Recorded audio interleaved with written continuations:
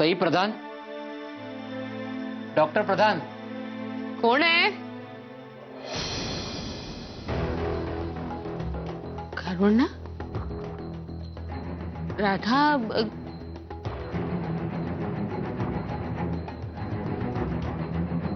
काय झालं?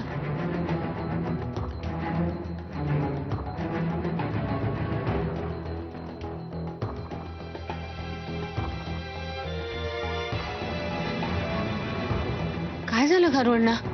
त्याचं काय झालं की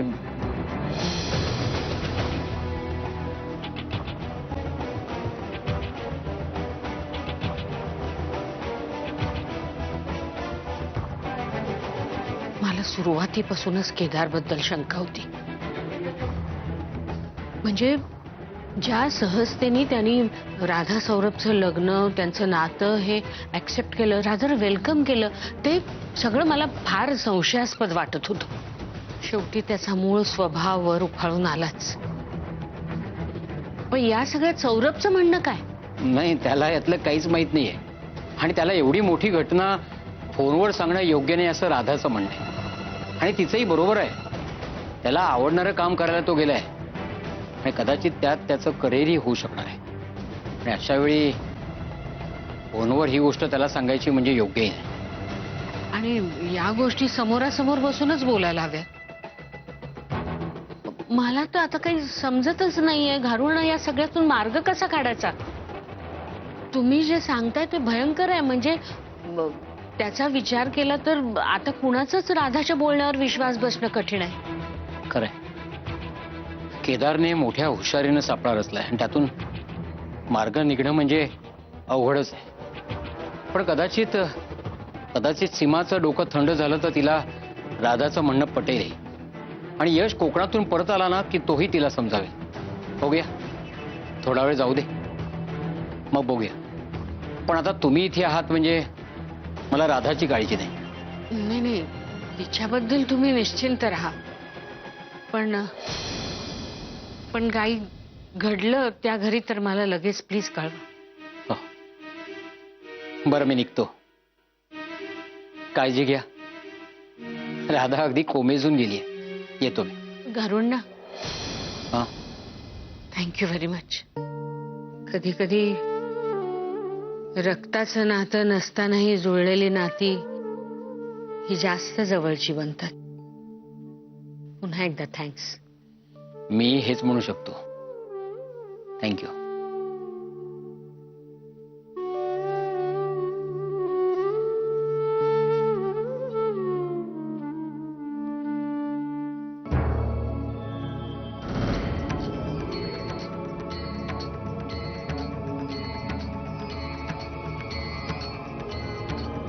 राधा, मी काय सांगतोय ते नीट लक्ष देऊन ऐक.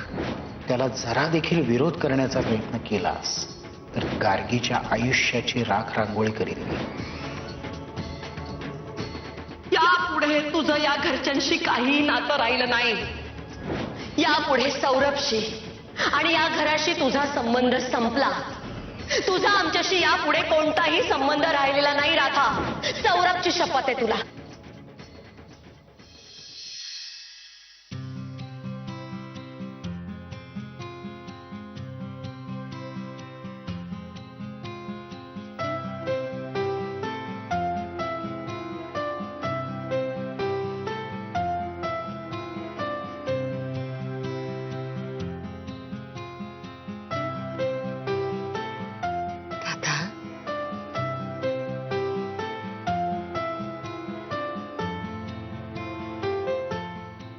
मी नाही रडणार आता.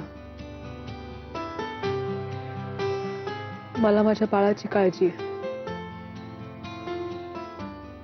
मी नाही रडणार.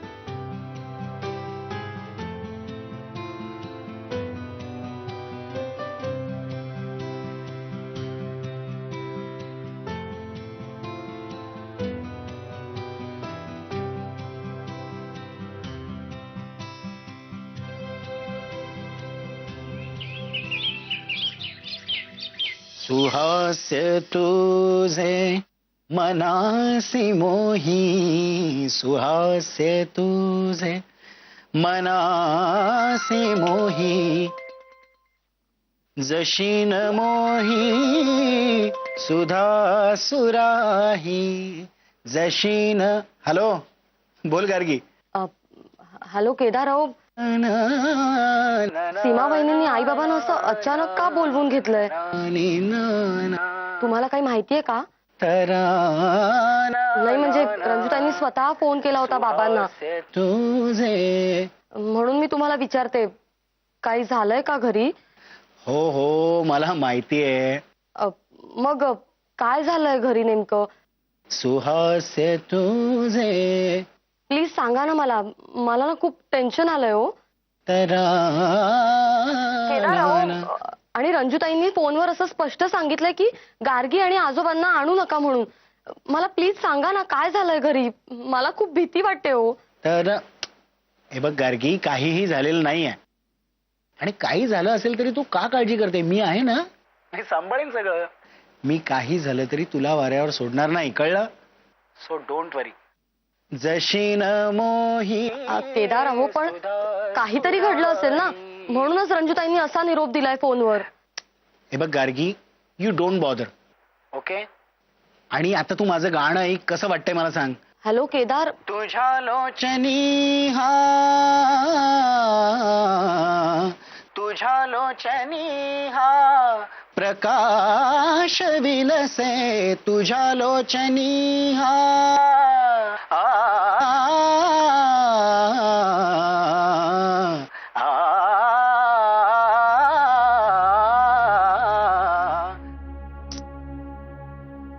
काय माणूस आहे हा?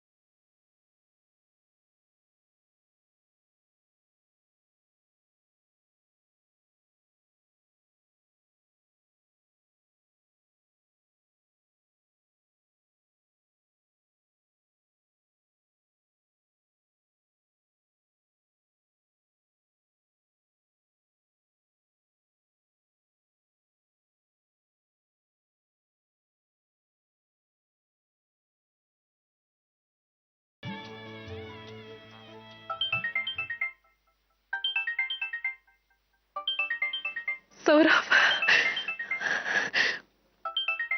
यापुढे सौरभशी आणि या घराशी तुझा संबंध संपला. तुझा आमच्याशी यापुढे कोणताही संबंध राहिलेला नाही राधा. सौरभची शपथ आहे तुला. सौरभची शपथ आहे तुला. सौरभची शपथ आहे तुला.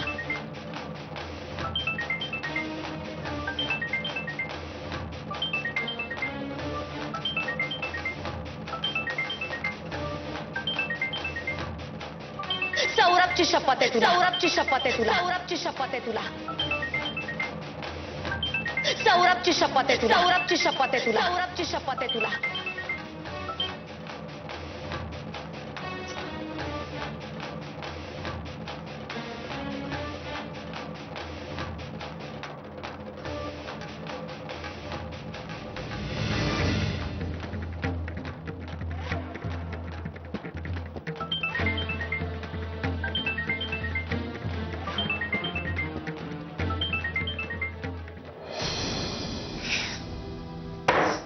सौरभ, काय रे, काय झालं? आतापर्यंत ठीक होतास तू, सडनली का चिडतोयस? सडनली का म्हणजे काय यार? एवढ्या एक्साइटमेंट मध्ये फोन करायला निघालो तुम्ही, फोन उचलत नाही माझा. मला सांगायचंय सगळं, आपले शोज कसे होत आहेत, लोकांचा रिस्पॉन्स कसा आहे, लोक टाळ्या कशी वाजवत आहेत, कोणाला काही पडलेलं नाही. की वेळा राधाला फोन ट्राय केला, एकदाही उचलला नाही तिने. एवढंच ना, बिझी असेल, ऑपरेशन मध्ये असेल तर. लुक ॲट द टाइम यार, ही ऑपरेशनची वेळ नाहीये, घरी असणार आहे ती. काय नाही, मुद्दामून करते. आपण तिकडून आलो तेव्हा हेच नाटक केलं होतं त्या गुहीने. नाटक म्हणजे? त्या ऑर्गनायझर्सनी पार्टी अरेंज केली होती ना, तिथे थोडी ड्रिंक्स घेतली, त्याच्यावरून. थोडी? सौरभ, यू क्वाइट हाय. खूप घेतली होतीस. तेच ते यार, पण त्याच्यावरून केवढी लेक्चरबाजी. राधानी माझ्याशी बोलणं बंद केलं होतं आणि आता फोन उचलत नाही. जाऊ दे, गेली उडत. सौरभ,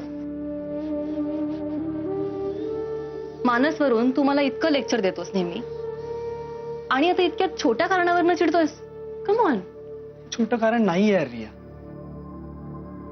ही माझ्या करिअरची सुरुवात आहे. मला फायनली काहीतरी सापडलंय की जे मला आवडतंय, जे मला करावं असं वाटतंय. मी खूप मोठा होणार आहे, खूप पैसे कमावणार आहे, तेव्हा या लोकांना कळेल. ठीक आहे ना? आता माझा सेक्रेटरीज डायरेक्ट फोन उचलेल. काय बोलतोयस तू? I am switching my cell off. बंद करणार आहे फोन. तिलाही कळू दे ना की समोरच्याने आपले फोन उचलले नाहीत की कसं वाटतं. आणि तूही, घरच्यांचा किंवा राधाचा फोन आला तर उचलायचा नाही. Just switch it off. मी खूप लेक्चरबाजी केली आहे, मला पकलोय मी आता. बस झालं. आता ना डायरेक्ट परत गेल्यावरच बोल. तोपर्यंत मी आणि माझे शूज, दुसरं काही नाही. सौरभ,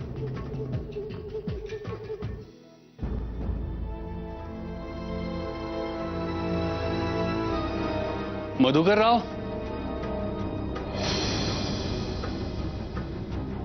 नमस्कार. नमस्कार. नमस्कार. या विहीणबाई, या. लेकीच्या लग्नानंतर आज प्रथमच तुमचे चरणकमल लागले आमच्या गरिबांच्या घराला.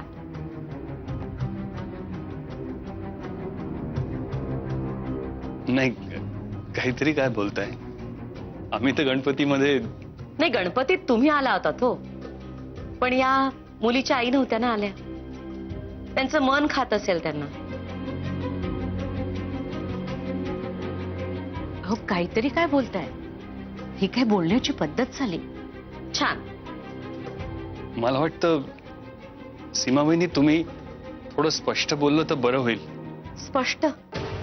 लग्नाआधी तुमच्या मुलीने जे काही दिवे लावले ते तुम्ही लपवलेत, आणि आता तुम्ही आम्हाला सांगताय स्पष्ट काय ते बोलायला? एक मिनिट. यातलं आम्ही काहीही लपवलेलं नाही. केदारला सगळं माहिती होतं, तरीही त्यांनी गार्गीला लग्नाची मागणी घातली. इतकं खोटं बोलू नका मिसेस मनोहर. ही गोष्ट केदारला लग्नाच्या रात्री कळली. त्याची धडधडीत फसवणूक झालीये आणि ती तुम्ही आणि तुमच्या मुलींनी मिळून केलीये. हा माझा स्पष्ट आरोप आहे. हे बघा, तुम्ही काहीही बिनबुडाचे आरोप कराल आणि आम्ही ते ऐकून घेऊ असं वाटतंय का तुम्हाला? हे बघा, केदारला आम्ही सगळं सांगितलेलं होतं. केदारला सगळं माहिती होतं. त्यांनी आमच्या घरी येऊन लग्नाचा प्रस्ताव ठेवलाय. आणि आम्ही त्याला निक्षून सांगितलं होतं की सत्य परिस्थिती तुमच्या घरी सांगूनच मग लग्न व्हायला हवं. आणि त्याच्यावर तो हो म्हणाला. त्यांनी फक्त एक अट आम्हाला सांगितली की हे तो तुम्हाला सांगेल, आम्ही त्याच्याबद्दल वाच्यता करायची नाही. आम्ही फक्त हेच मेंटेन करायचं की हे मूल केदारचं आहे. रंजू, अगं बघ, गोष्टी रचण्यात मनोहर फॅमिली अगदी हुशार आहे. नाही म्हणजे पाठच करून ठेवली त्यांनी ही गोष्ट. अहो, ही गोष्ट नाहीये. गोष्ट नाहीये ही सत्य परिस्थिती सांगते मी तुम्हाला. यातला शब्दन शब्द केदारने उच्चारलेला आहे. हो ना, तो म्हणाला आणि तुम्ही ऐकलात. हो ना, केदारने आम्हाला सांगितलंय नाही सांगितलंय ही विचारपूस करायची जबाबदारी तुमची नव्हती. एवढी मोठी गोष्ट केदारच्या भरोशावर सोडून सरळ मोकळे झालात तुम्ही. अहो, पण केदारनी आम्हाला सांगितलं की त्यांनी तुम्हाला सगळं सांगितलंय म्हणून. हो, पण मी तेच म्हणते ना, केदार लाख सांगेल पण तुम्ही खात्री करून घ्यायला नको होती. आपल्या पदरातलं पाप दुसऱ्याच्या पदरी टाकताना एखाद्या आईचं काळीच थरकापलं असतं. 100 वेळा विचार केला असता तिने की आपल्या चुकलेल्या लेकीला हे खरंच पदरात घेतायत का म्हणून. पण नाही, आई म्हणून तुम्ही तुमचं कर्तव्य पार पाडलं नाहीत. लबाडी करून आमच्या केदारला तुम्ही अडकवलं. निर्लज्जपणाची हद्द झाली. आई या नावालाच कलंक आहात तुम्ही. काय चाललंय? कोणाला बोलताय हो तुम्ही? माझ्याशी बोलताय? माझा आई पण करताय तुम्ही? आईच्या काळजात काय होत असतं याची दुरून तरी कल्पना आहे का तुम्हाला? ज्या गोष्टीचा अनुभव नाही ना माणसाला त्याविषयी बोलू नये माणसानी. सरिता, तू शांत हो. कुणाचा आई पण काढताय तुम्ही? कुणाचा आई पण काढताय? मुलाला जन्म दिला म्हणजेच बाई आई होते असा अर्थ होतो का? आई या शब्दाचा अर्थ तरी कळतो का तुम्हाला? अरे, हे काय चाललंय काय तुमचं? अशा एकदम हमरी तुमरीवर काय येत आहे? आपण शांतपणे बसून हा प्रश्न सोडूया की. सरिताताई, सीमा, शांत राहा जरा. हो घरवण्णा, लायकी आहे का या माणसांशी बोलण्याची? मुलीने शेण खाल्लं त्याचं दुःख लाज तर सोडाच, पण हीच माणसं आपल्या घरात येऊन कांगावं करतायत. हे तिसऱ्याचं कुणाचं तरी पाप आम्ही धर्माधिकाऱ्यांचं मूल म्हणून का वाढवायचं? वा रे वा, तुमचे धर्माधिकारी काय उजेड पाडतायत ना ते दिसतंय आम्हाला. आमच्या नावानी, माझ्या आणि माझ्या मुलीच्या नावानी लाखोली होण्यापेक्षा ना तुमच्या केदारकडे बघा. त्यांनी काय दिवे लावलेत ते. आमच्या प्रॉपर्टीवर डोळा होता त्याचा. ते लक्षात आलंय म्हणूनच गार्गीला त्यांनी लग्नाच्या जाळ्यात ओढलं. फसवलंय त्या केदारनी आम्हाला. आमचा जुहूचा फ्लॅट स्वतःच्या नावावर करून घेतला आणि मग आता गार्गीला हकलायला बघतोय. कशाला हवी आहे त्याला गार्गी? भीक लागलेली नाहीये आम्हाला. मी केदार कशाला तुमच्या प्रॉपर्टीवर डोळा ठेवेल? हा, गडगंज प्रॉपर्टी आहे त्याच्या बापाकडे. आणि एक गोष्ट लक्षात ठेवा, तुमची प्रॉपर्टी आणि तुमची मुलगी ठेवा तुमच्याकडे. मिरवा त्यांना. मुलीवर काडीचे संस्कार नाही केलेले आणि आईपणाच्या गोष्टी करतायत. मला शिकवू नका आईपणाच्या गोष्टी. हे बघा तू. नाही रजनीश, हे खोटं बोलतायत. हे खोटं वागलेत आपल्याशी. केदार नाही, तुमच्या मुली खोटं बोलतायत. खोटारड्या आहेत त्या. तुमची थोरली मुलगी, सावत्र मुलगी खोटं बोलतेय. राधा खोटं बोलतेय. सीमा, काय बोलतेस तू? जिथे तिथे तुमच्या थोर आईपणाचे पुरावे आहेत. हे बघा, मला कितीही टोमडे मारलेत ना तरी तुम्ही आई नाही हे सत्य बदलणार नाही. सरिता, चल. इथे थांबून काही उपयोग होणार नाहीये. चल तू, चल. सीमा, करू बघा ना सीमाला काय होतंय. सीमा, सीमा, काय होतंय तुला? तू आज चल. तुझा त्रास होतोय बघ. चल चल चल, तू आज चल. आज चल.